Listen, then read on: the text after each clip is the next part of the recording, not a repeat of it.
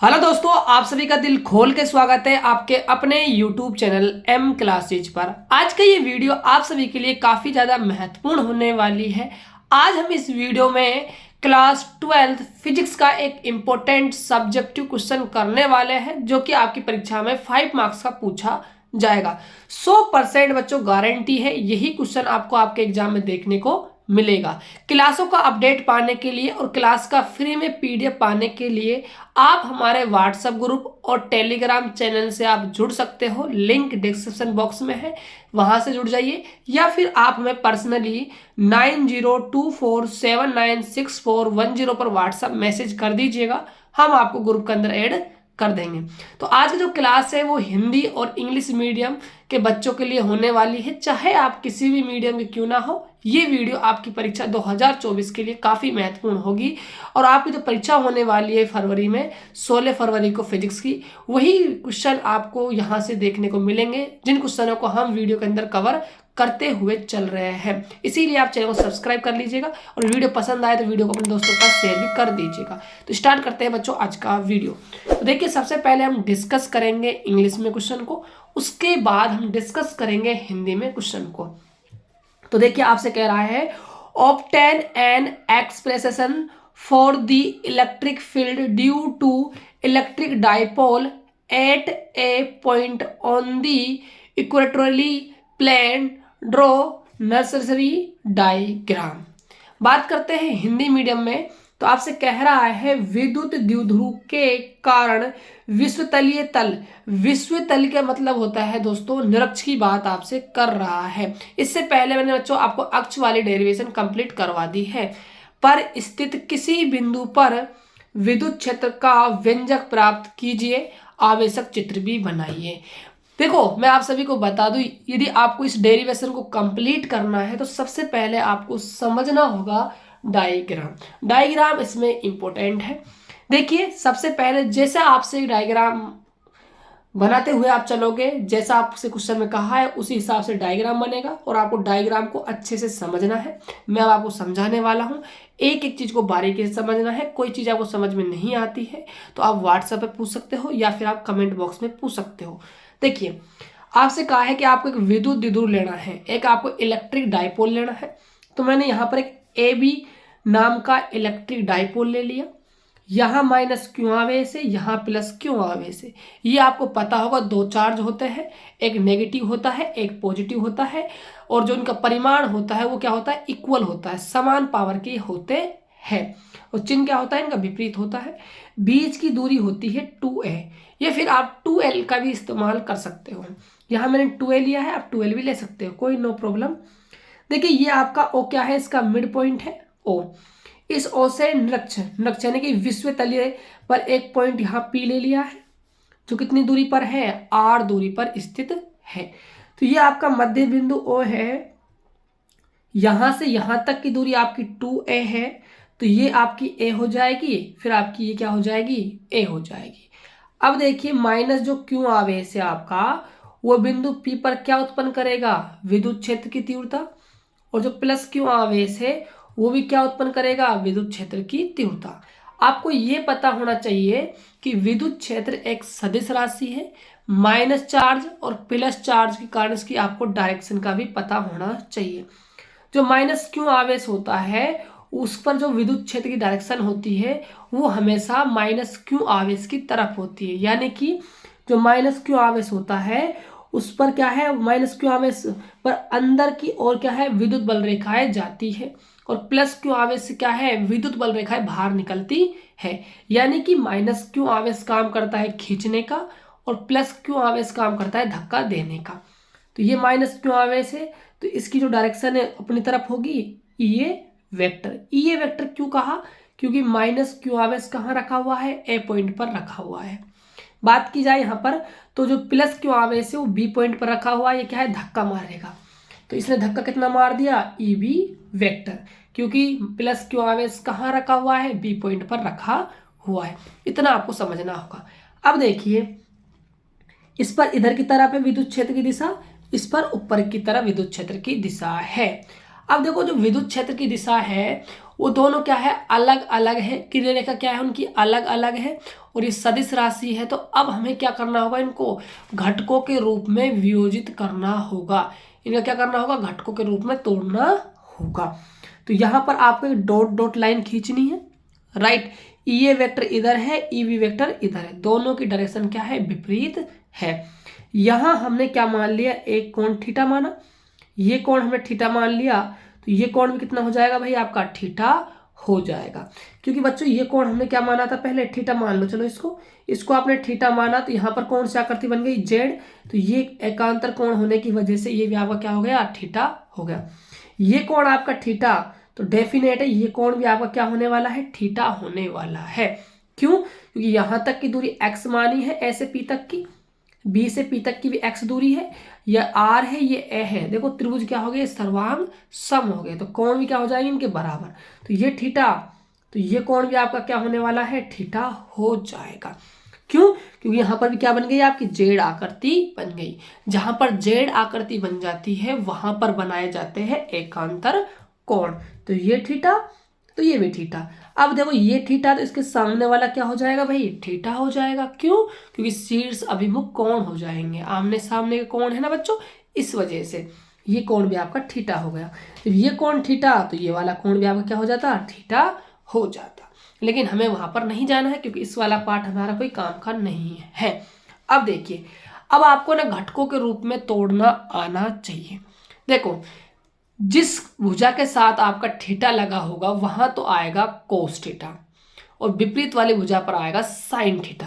ये आपको पता होना चाहिए। जैसे मान लीजिए, मैं आपको बताता हूं, मान लीजिए ये कोई आपका ए वेक्टर सदिश है, यहाँ कोण आपका है थीटा, तो यहाँ पर इस्तेमाल होगा घटक ए कोस थीटा, ए कोस थीटा। थीटा के साथ जो भुजा लगी होगी वहां पर आएगा कोस, और थीटा के विपरीत वाली साइड पर आएगा साइन, तो यहाँ आपका आएगा ए साइन थीटा। मान के चलिए सेम डायग्राम होता आपका, ये आपका ए वेक्टर होता, यहाँ आपका कोण होता थीटा। तो देख सकते हो आप, ये थीटा है तो ये इस वाली भुजा के साथ लग रहा है, तो इस वाली भुजा पर क्या आता आपका, ए कोस थीटा, और यहाँ आपका आता ए साइन थीटा।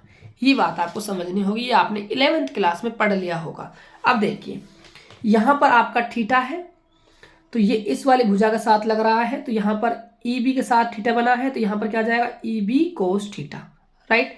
अब ये भी आपका थीटा है, ये आपकी कौन सी है, विद्युत क्षेत्र की डायरेक्शन ई ए वेक्टर, तो ये आपका ई ए वेक्टर है। तो देख सकते हो आपको इस डायग्राम को देखिए ध्यान से आप, जिसको मैं पेन से बता रहा हूँ आपको, इस वाले डायग्राम को देखिए, ये आपका ई ए वेक्टर। सेम बच्चों डायग्राम ऐसे ही बन रहे हैं, आप थोड़ा सा गौर फरमाइएगा। तो ये थीटा है, तो इस भुजा के साथ क्या हो जाएगा, ये कोस चला जाएगा, तो E A cos theta, E B cos theta, E A cos theta. बात करते हैं इसके ऊर्ध्वाधर घटक की, ये थीटा है, तो इसके विपरीत कौन सा हो जाएगा, ये वाली भुजा, यहाँ पर क्या हो गया, ई बी साइन थीटा। बात करें इस वाले की, यहाँ थीटा, तो इसके विपरीत वाले क्या हो जाएगा, साइन थीटा, तो ई ए साइन थीटा। ऐसे आपको घटकों के रूप में वियोजित करना आना चाहिए भाई। समझ में आया होगा आपको। कोई भी प्रॉब्लम है तो आप व्हाट्सएप पर जाकर हमसे पर्सनली पूछ सकते हो, या फिर कॉल के थ्रू भी आप पूछ सकते हो। देखिए अभी डायग्राम बन गया है, डायग्राम जो चीज़ हमने इस्तेमाल करी उनको मैंने समझा दिया है। अब इसी कुछ थ्योरी है उसको थोड़ा हम डिस्कस कर लेते हैं। देखिए बच्चों, चित्रानुसार एक एबी विद्युत द्विध्रुव को प्रदर्शित किया गया है। एबी विद्युत द्विध्रुव के मध्य बिंदु ओ से आर दूरी पर निरक्ष पर एक बिंदु P स्थित है। देख सकते हो आप, आर दूरी पर एक निरक्ष पर क्या है, बिंदु P स्थित है, जहां पर विद्युत क्षेत्र की तीव्रता का मान ज्ञात करना है। ठीक है, अब देखिए माइनस क्यू आवेश के कारण बिंदु P पर तीव्रता। अब जो माइनस क्यू आवेश है वो बिंदु P पर क्या करेगा, तीव्रता उत्पन्न करेगा। उसी प्रकार प्लस क्यू आवेश भी बिंदु P पर क्या करेगा, तीव्रता उत्पन्न करेगा। और बिंदु आवेश के कारण तीव्रता का फॉर्मूला हमने पढ़ा है, क्या होता है, KQ बाई आर का स्क्वायर होता है। तो देख सकते हो माइनस क्यू आवेश के कारण बिंदु P पर तीव्रता, तो ये वेक्टर बराबर हो जाएगा KQ बाई आर स्क्वायर। तो यहां से यहां तक डिस्टेंस क्या मानी हुई है हमने, x, तो इसीलिए r के स्थान पर क्या आ गया, x स्क्वायर, और पी से ए की ओर। दिशा भी बता दी, इधर की ओर आपका ये वेक्टर है, मतलब पी से ए की ओर, यहाँ लिख दिया है पी से ए की ओर। प्लस क्यू आवेश के कारण विद्युत बिंदु पी पर विद्युत क्षेत्र की तीव्रता, तो ई बी वेक्टर बराबर के क्यू बाई एक्स स्क्वायर, क्योंकि ये भी क्या है आपकी दूरी एक्स होने वाली है, समान होगी क्योंकि समान दूरियां है। बात की जाए डायरेक्शन की, तो बी से क्या है पी की ओर है, आप देख सकते हो इधर की तरफ है, मतलब बी से पी की तरफ। अब देखिए आगे आपको क्या लिखना है, चित्रानुसार ये वेक्टर व ई बी वेक्टर परिमाण में समान है। देख सकते हो आप परिमाण में क्या है, दोनों समान है। वे दिशा में विपरीत होने के कारण तीव्रताओं को घटकों के रूप में वियोजित करने पर, देख सकते हो आप परिमाण में क्या है, दोनों समान है, लेकिन दिशा क्या है इनकी विपरीत। विपरीत होने की वजह से इनको घटकों के रूप में क्या करते हैं, वियोजित करने पर हम पाते हैं कि ऊर्ध्वाधर जो घटक है आपके ई बी साइन थीटा और ई ए साइन थीटा परिमाण में समान है। वे दिशा में क्या है, विपरीत होने के कारण एक दूसरे के प्रभाव को निरस्त कर देते हैं। अब देखिए जो आपके ऊर्ध्वाधर घटक है ई बी साइन थीटा ऊपर की तरफ है, ई ए साइन थीटा नीचे की तरफ है, दोनों परिमाण में समान है, दिशा क्या है विपरीत है, तो एक दूसरे के प्रभाव क्या कर देते हैं, निरस्त कर देते हैं, कैंसिल आउट कर देते हैं। क्षैतिज घटक ई A cos theta way E B cos theta परिमाण में समान है, वो दिशा में क्या है बच्चों समान होने के कारण बिंदु पी पर परिणामी तीव्रता उत्पन्न करेंगे। और आप देख सकते हो जो आपके क्षैतिज घटक है E A cos theta E B cos theta परिमाण में समान है और दिशा में क्या है समान है, इसकी वजह से ये दोनों क्या है परिणामी तीव्रता उत्पन्न करते हैं। अब देखिए आगे आपको कैसे करना है, बिंदु पी पर परिणामी तीव्रता अब हम देखने वाले हैं। तो हमने क्या किया, ई वेक्टर बराबर ई ए कोस थीटा और ई बी कोस थीटा क्या है हमने ऐड कर दिया। अब चूंकि जो ई है आपका और जो ई बी है आपका वो दोनों परिणाम में क्या है तीव्रता है समान है, चाहे आप ई ए के स्थान पर ई बी रख दो, चाहे आप ई बी के स्थान पर ई ए रख दो, एक ही बात है। तो मैंने क्या किया, ई बी के स्थान पर ई ए रख दिया, तो E A cos theta plus E A cos theta add होंगे तो 2 ई ए कोस थीटा। अब हमें सबसे पहले मान निकालना होगा ई ए का, फिर हमें मान निकालना होगा कोस थीटा का। देखो ई ए का तो मान निकालने की आपको जरूरत है नहीं, यदि आप देखते हो यहाँ पर आप देखते हो तो आपने ई ए का मान तो पहले से ही निकाल रखा है के क्यू बाई एक्स स्क्वायर, तो इसका मान हम वहां पर जमा देते हैं। तो हमने क्या करा, ई ए का मान यहाँ पर रख दिया, तो क्या बन गया 2k क्यू बटे में एक्स स्क्वायर कोस थीटा, इसको हमने समीकरण नंबर 1 नाम दे दिया। अब हम क्या करेंगे, हम कोस थीटा और हम एक्स का मान निकालेंगे। जब हमारे पास कोस थीटा और एक्स का मान आ जाएगा तो हमारी डेरिवेशन कंप्लीट हो जाएगी। सबसे पहले मैं मान निकालता हूं एक्स का। देखिए आप डायग्राम में समकोण त्रिभुज ए ओ पी को ध्यान से देखिए, तो ये रहा आपका त्रिभुज समकोण ए ओ पी, ये कोण कितना है आपका 90 डिग्री है। ये आपका एक्स है, यहां से यहां तक की दूरी आपको पता है ए है, ये वाली दूरी आपको पता है क्या है आर है। एक्स आपको निकालना है, एक्स आपका क्या है कर्ण है, तो कर्ण निकालना है, लंब और आधार आपको पता है, तो क्या लगा दोगे आप पाइथागोरस प्रमेय, तो लगाते हैं पाइथागोरस प्रमेय। तो देखिए पाइथागोरस प्रमेय आप सभी जानते हो, पाइथागोरस प्रमेय से एपी का स्क्वायर बराबर एओ का स्क्वायर प्लस ओपी का स्क्वायर, मतलब कर्ण का स्क्वायर बराबर आधार का स्क्वायर प्लस में लंब का स्क्वायर आपका हो जाएगा। तो कर्ण आपका है एक्स, तो एक्स का स्क्वायर हो जाएगा। डायग्राम आप देख लीजिएगा, क्लास के बाद इसका सॉल्यूशन पीडीएफ व्हाट्सएप पे आपको मिल ही जाएगा।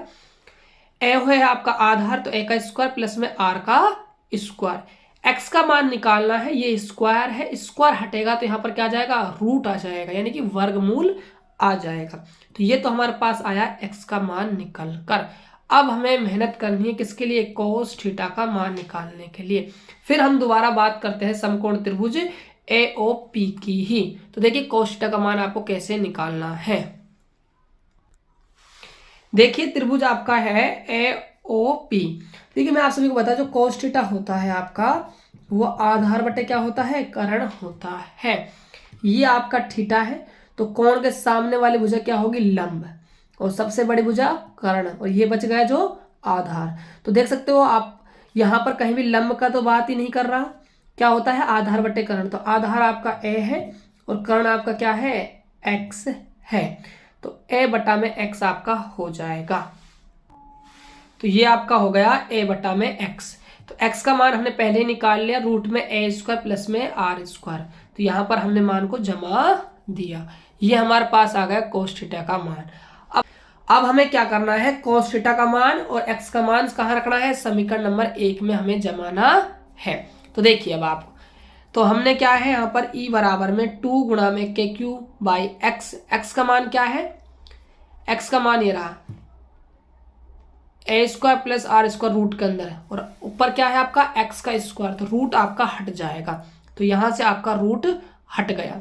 उसके बाद हमने क्या है, cos थीटा का मान जमाया। cos थीटा का मान क्या है, a बटा में रूट a स्क्वायर प्लस में r स्क्वायर।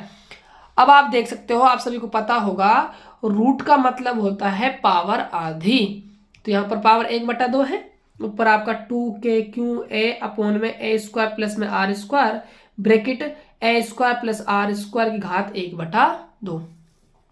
आगे देखिए, इसकी पावर 1 है, इसकी पावर आधी है, 1 और आधी पावर मिलके हो गई 1.5 पावर। 1.5 पावर को हम 3/2 कह सकते हैं, राइट। अब देखिए हम बात करते हैं r और a में संबंध की।